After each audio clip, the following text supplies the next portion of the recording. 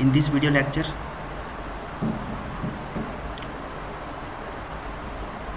I will start with the gastrointestinal tract pathology and will cover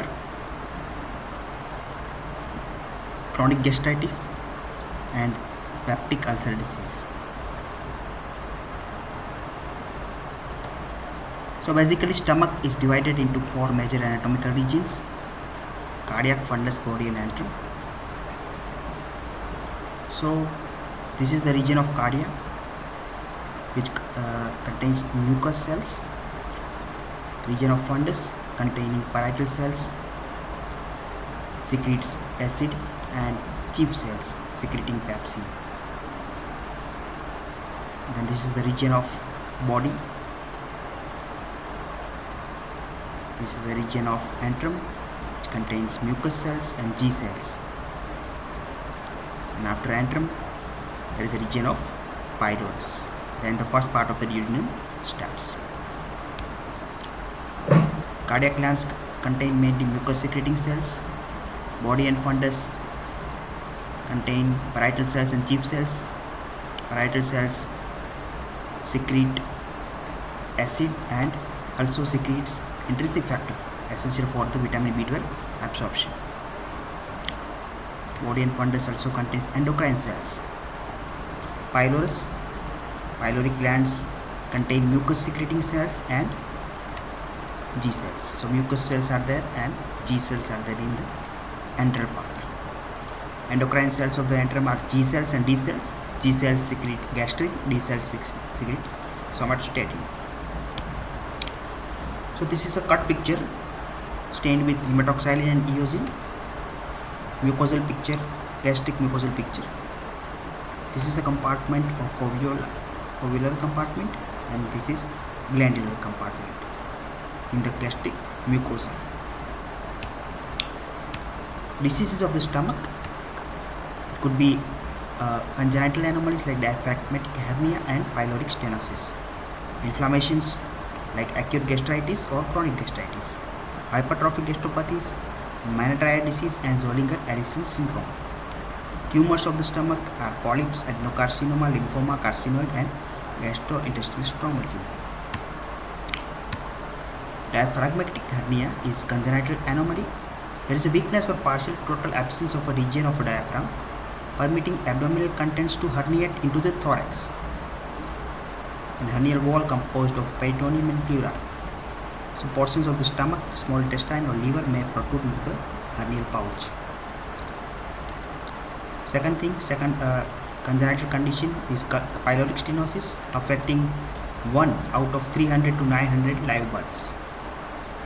It is a familial condition and the inheritance here is multifactorial. Male to female ratio is around 3 to 1. Pathologically, there is hypertrophy and hyperplasia of the circular muscles of the muscularis propria of pylorus and narrowing of the lumen. So, there is hypertrophy of this part, pylorus, and stenosis. So, clinical features are regurgitation and persistent projectile vomiting in the second to third week of life. On examination, visible peristalsis and firm ovoid palpable mass in the abdomen. Inflammations of the stomach, acute gastritis and chronic gastritis. Acute gastritis is acute mucosal inflammation and usually of transient nature. May be sometimes asymptomatic or may cause variable degree of epigastric pain, nausea and vomiting. More severe cases are associated with mucosal ulceration, hemorrhage, hematemesis and melena. Pathogenesis of acute gastritis. Gastric lumen is strongly acidic. There are multiple mechanisms which protect the gastric mucosa. Like mucin, that is secreted by surface foveolar cells, forms a thin layer of mucin. Surface epithelial cells secrete bicarbonate ion which neutralize acidic pH. And also rich blood supply of the stomach that delivers oxygen, bicarbonate, nutrients and washes away acid that has back diffused in the lamina propria. So these are different protective mechanisms. These are damaging mechanisms. One is reduced mucin secretion in elderly person, reduced bicarbonate secretion by anacids, uremia, or H. pylori infection. Third is reduced blood supply. Fourth is direct mucosal injury by chemicals, spicy and hot foods, excessive alcohol, radiation, and chemotherapy. So this is a picture showing defensive and damaging forces of gastric epithelium. Damaging forces are gastric acidity and peptic enzymes.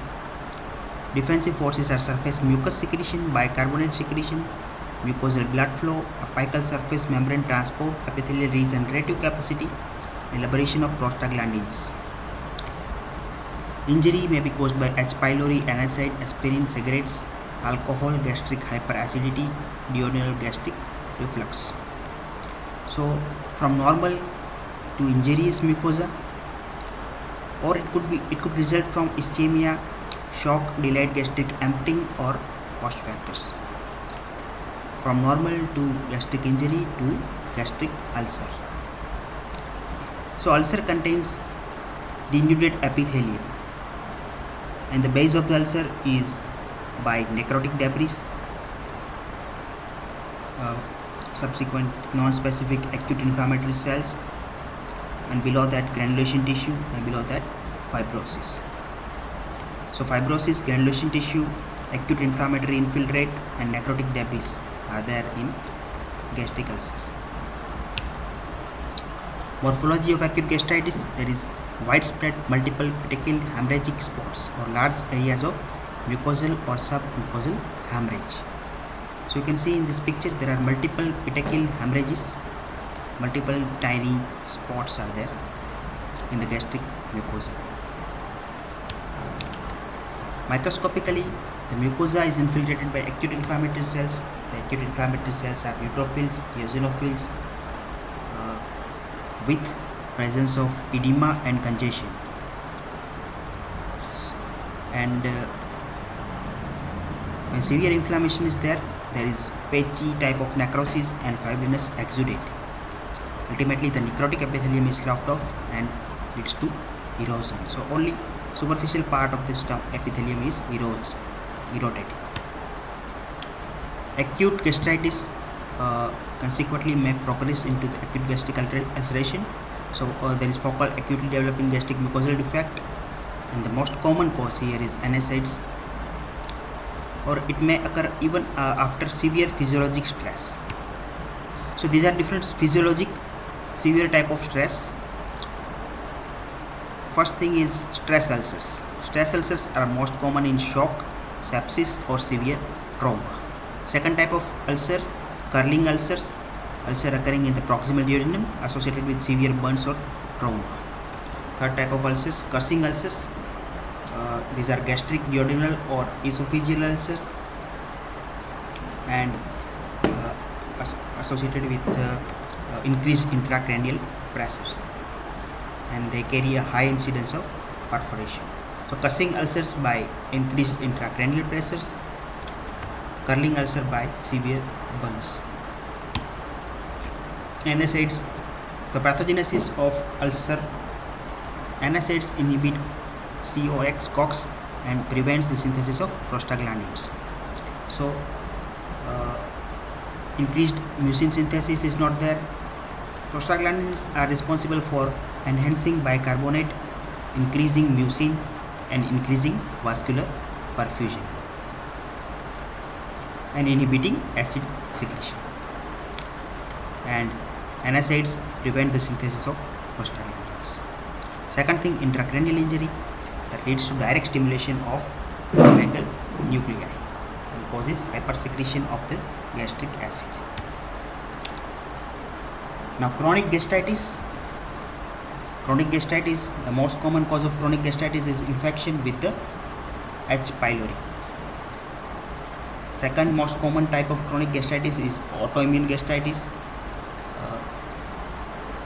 It is responsible for diffuse atrophic gastritis. and represents less than 10% cases of chronic gastritis. Well, almost 90% of the cases of chronic gastritis are due to H. pylori infection. In contrast to acute gastritis, the symptoms associated with chronic gastritis are typically less severe but more persistent. Other less common types of chronic gastritis are lymphocytic gastritis, granulomatous gastritis, eosinophilic gastritis, and hypertrophic gastropathies. Chronic H. pylori gastritis is the commonest form. H. pylori are spiral shaped or curved shaped, present in the gastric biopsy specimen of almost all patients with duodenal ulcers, as well as most individuals with chronic gastric ulcers or chronic gastritis.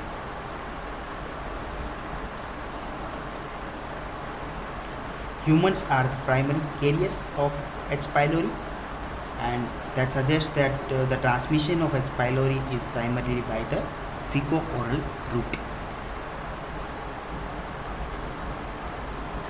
The property of H. pylori.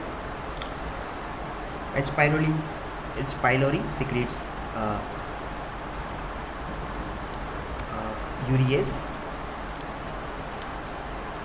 that converts urea into ammonia, and that elevates the local gastric pH and enhances the bacterial survival. It has flagella that allows the bacteria to be motile. It has adhesins that enhances bacterial adherence. It has toxins like CAG-A and VAC-A. This CAG-A is cytotoxin associated gene A that may be involved in the disease progression, and which is associated with duodenal ulcer and gastric cancer. And VAC-A gene causes duodenal ulcer. H. pylori infection most often presents as a predominantly antral gastritis. So gastric antrum is predominantly involved with normal or increased acid production, either normal acid production or increased acid production.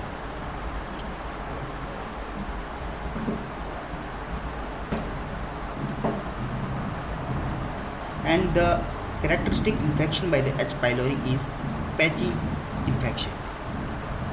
You may see areas of heavy colonization adjacent to those with the few organisms. So the distribution of H. pylori bacteria is irregular.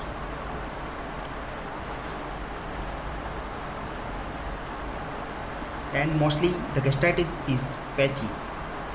Only severe cases are associated with multifocal atrophic gastritis. The H. pylori organism is demonstrated by special stains like silver stain for demonstrating H. pylori within the mucosa of gastric epithelium, also called as Wardin-Starry silver stain.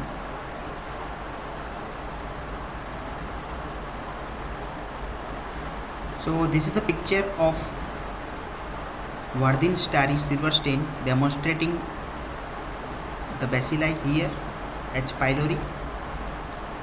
The second picture B is intraepithelial and lamina propria neutrophils. So neutrophils are there in this epithelium. Third picture is lymphoid aggregate.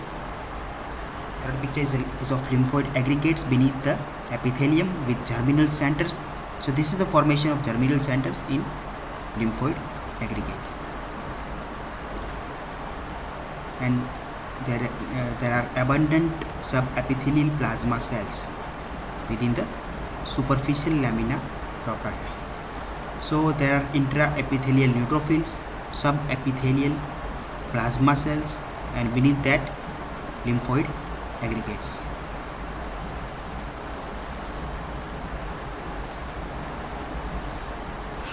In long-standing gastritis, the epithelium may show dysplastic changes leading to the gastric carcinoma.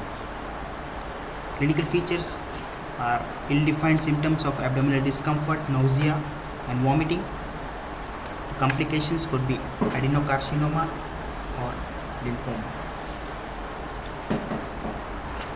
There are different tests to diagnose H. pylori gastritis, like non-invasive serologic test for detection of antibodies to H. pylori.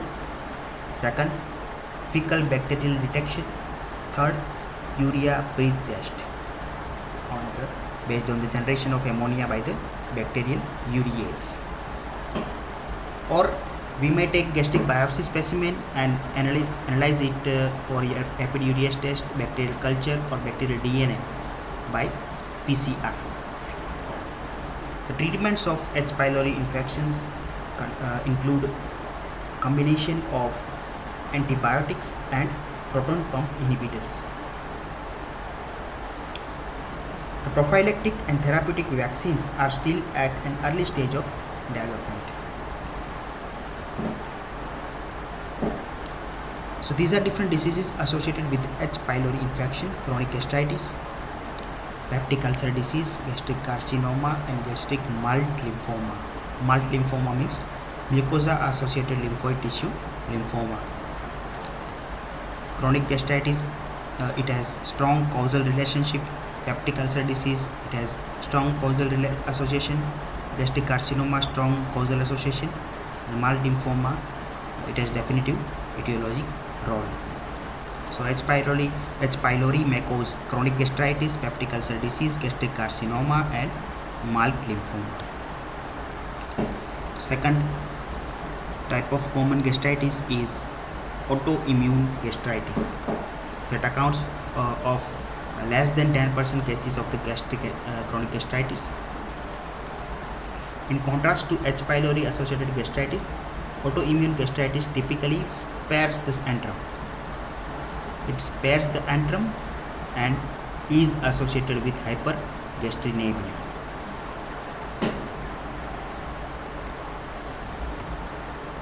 Most commonly affects body of stomach but spares antrum. It is characterized by antibodies to the parietal cells and intrinsic factor.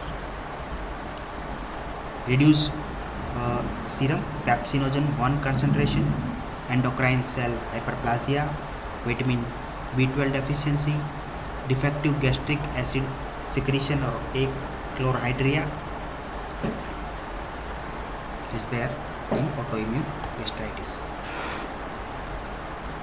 Pathogenesis is associated with loss of parietal cells, absence of acid secretion, simulates gastrin release, and hypergastrinemia is there, and there is hyperplasia of the antral gastrin. So endocrine cell hyperplasia, and lack of intrinsic factor is responsible for defective B12 absorption and subsequently megaloblastic anemia. Chief cell destruction leads to reduced pepsinogen 1 level.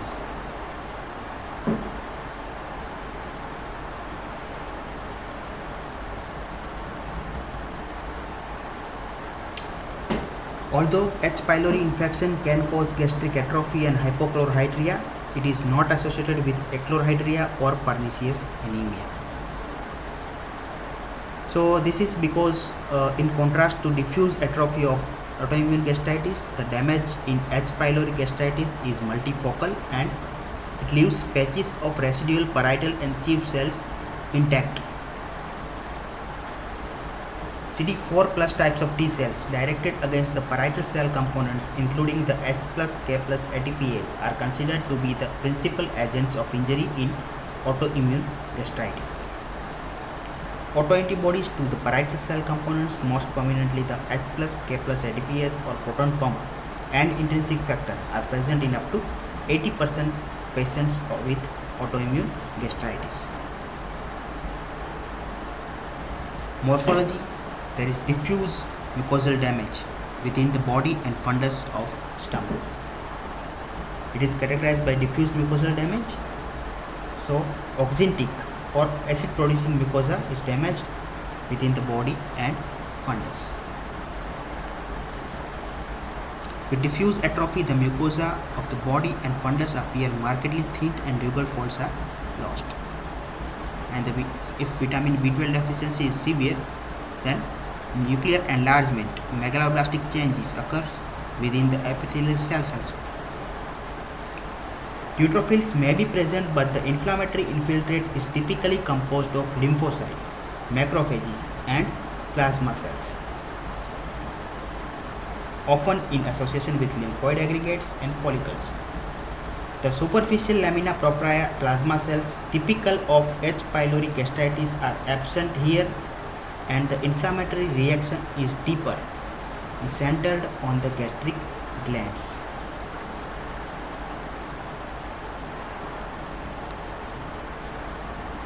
So inflammatory reaction is here very deeper and centered on the gastric glands. An inflammatory infiltrate composed of lymphocytes, macrophages, and plasma cells. There may be association with intestinal metaplasia.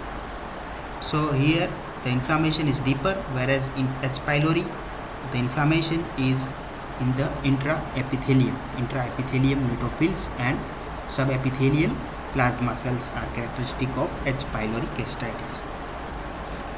So this is a picture of autoimmune gastritis, low magnification view, shows gastric body demonstrating deep inflammatory infiltrates.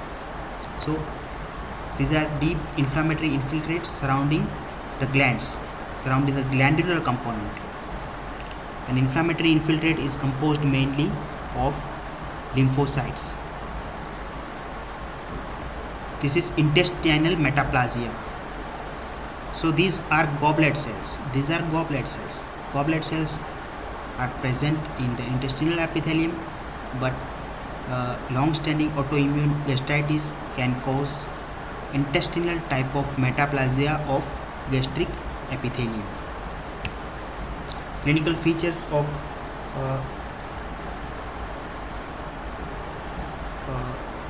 autoimmune gastritis.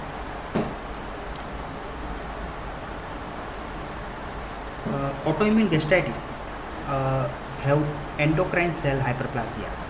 So we can demonstrate autoimmune gastritis by immunostains like chromogranin A. Chromogranin A immunostain is used for demonstrating endocrine cell hyperplasia in biopsy specimen of stomach, which parallels the degree of mucosal atrophy and is a physiological response to decreased acid production. Clinical features: it is of slow onset and variable progression. So the median age at diagnosis is around 60. Females are affected more than the males. Associated with other autoimmune diseases like Hashimoto's thyroiditis, diabetes mellitus type 1, Addison disease, primary ovarian failure, primary hypoparathyroidism, Graves' disease, vitiligo, myasthenia gravis, and Lambert-Eaton syndrome. These are different autoimmune diseases which may be associated with autoimmune thyroiditis, autoimmune gastritis, autoimmune type of chronic gastritis. These associations, along with the concordance in some monozygotic twins and clustering of disease in families, support a genetic predisposition of chronic autoimmune type of gastritis.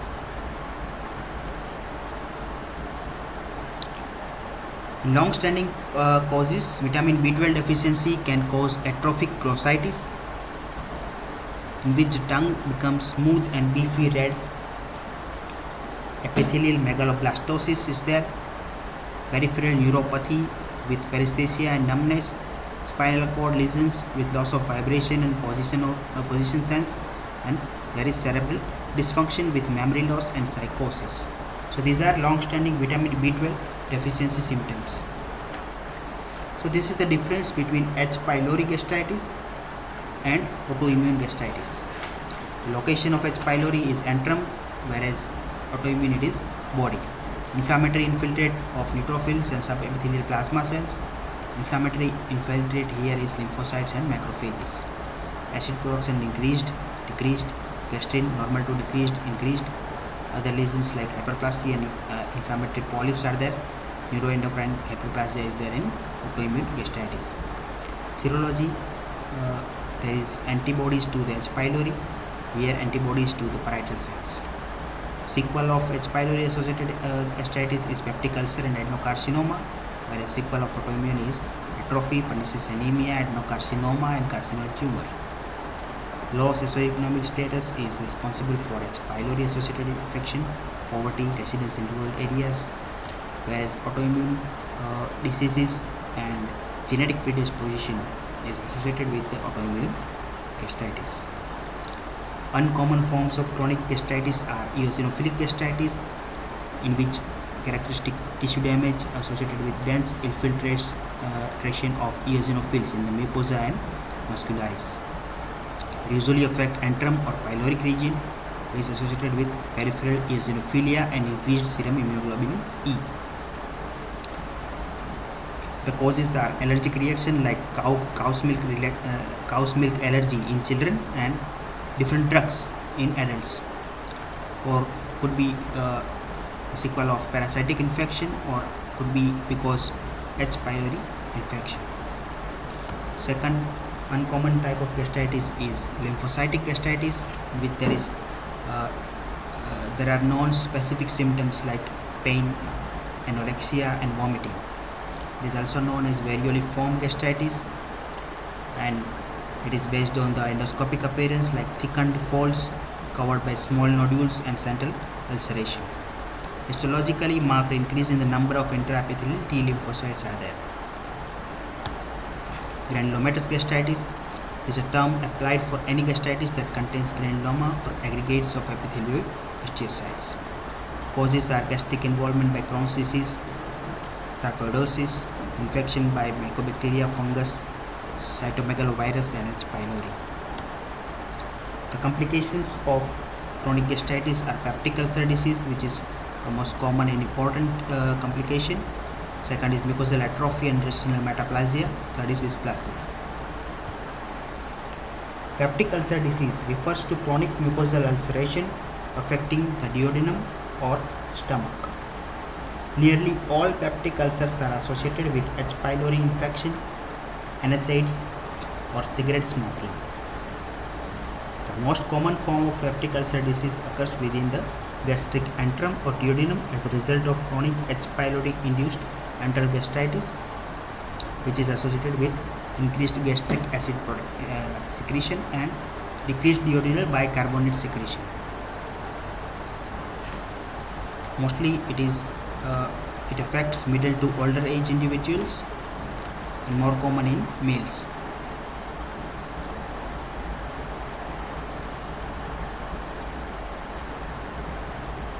Important sites are stomach, mainly affecting the antral region and lesser curvature, and the duodenum.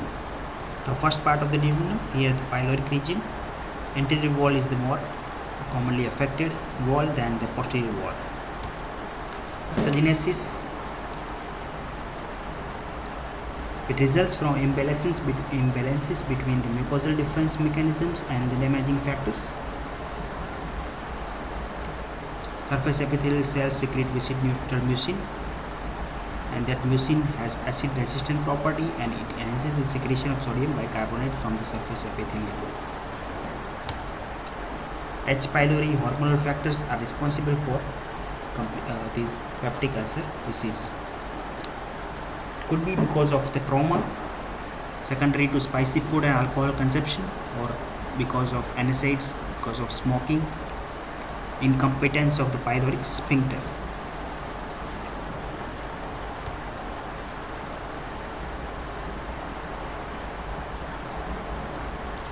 Duodenal ulcer, there is increased acid production increased secretion of acid and pepsin, increased parietal cell mass, and increased acid production. Increased gastrin production leads to more acid production. Gastrin production is increased in the chronic renal failure, alcoholic cirrhosis, and hyperparathyroidism. Cigarette smoking inhibits pancreatic bicarbonate secretion. Abnormally rapid gastric emptying leads to so there is no sufficient time to neutralize the acid by abnormally rapid gastric emptying. O blood group persons are more prone to duodenal ulcer, and stress is also related to ulcer formation. Morphologically, the gross appearance of benign peptic ulcer, the size is less than 2 cm. It is round to oval in shape. The edges are clear cut, punched out. Gastric rugal folds can be traced up to the margin of the ulcer. So, radiating fold in spoke-like fashion. The classic peptic ulcer is round to oval and sharply punched out defect. Perforation into the peritoneal cavity is a surgical emergency that may be identified by detection of free air under the diaphragm on upright X-ray of the abdomen. This is benign peptic ulcer with radiating folds in a spoke-like fashion.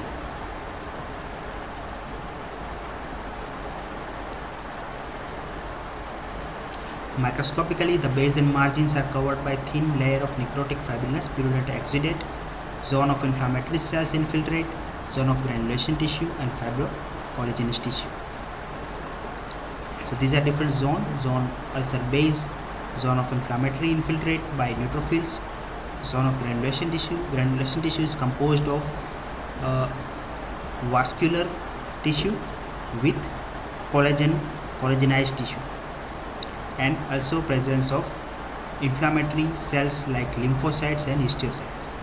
Neutrophils are mostly absent in granulation tissue, and beneath that there is fibrocollagenous tissue.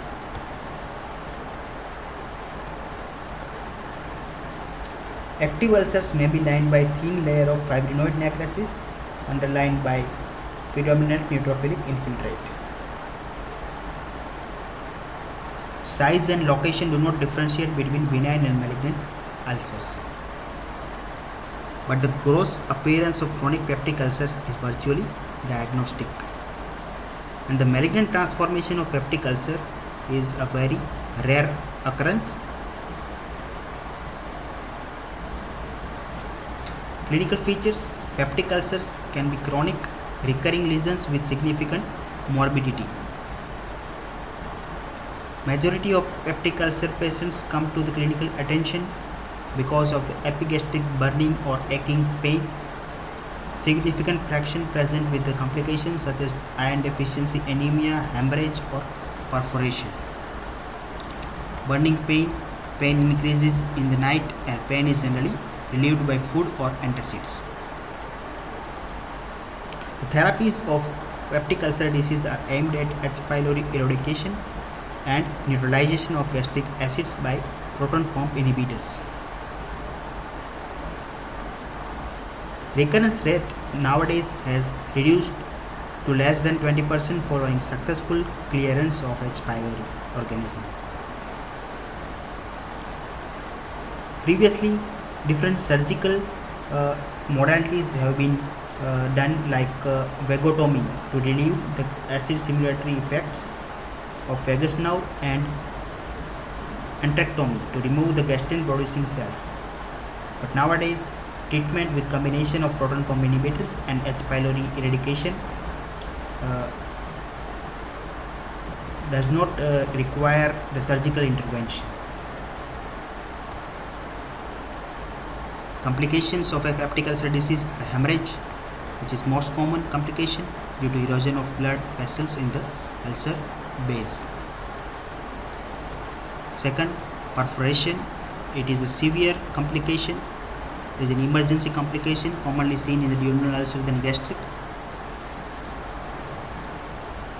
Peritonitis may develop by leakage of the luminal contents.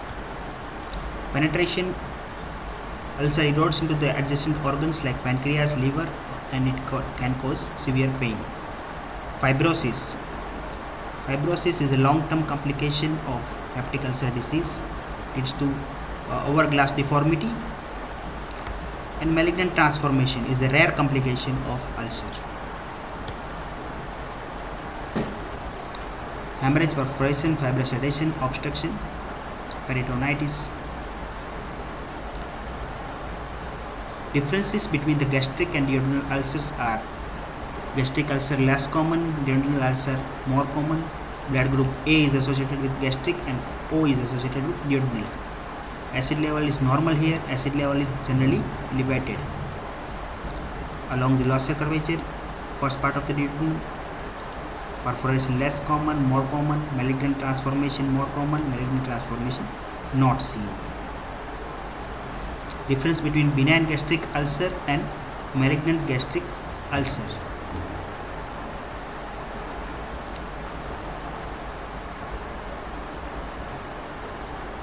This is a benign peptic ulcer with radiating folds in spoke-like fashion.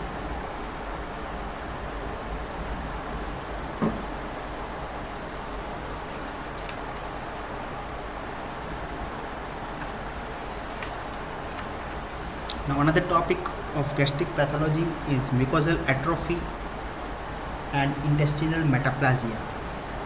Long-standing chronic gastritis involves the body fundus, leads to significant loss of the parietal cell mass and atrophy associated with intestinal metaplasia.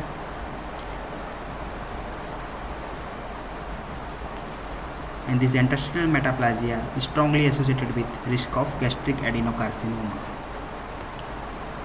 So risk of adenocarcinoma is very much higher in autoimmune gastritis because of achlorhydria and atrophy of the gastric mucosa that leads to overgrowth of the bacteria and also intestinal metaplasia.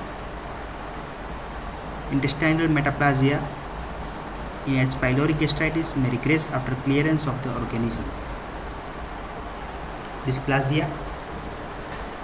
Chronic gastritis exposes the epithelium to inflammation, related free radical damage and proliferative stimuli that leads to dysplasia.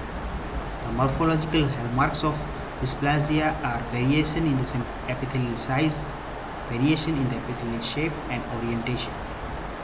There are coarse nuclear chromatin, hyperchromasia, nuclear enlargement is there in the epithelial cells. So this completes the topic gastritis, which includes autoimmune and H. pylori gastritis, and the topic of peptic ulcer disease in the gastrointestinal tract pathology. Thank you.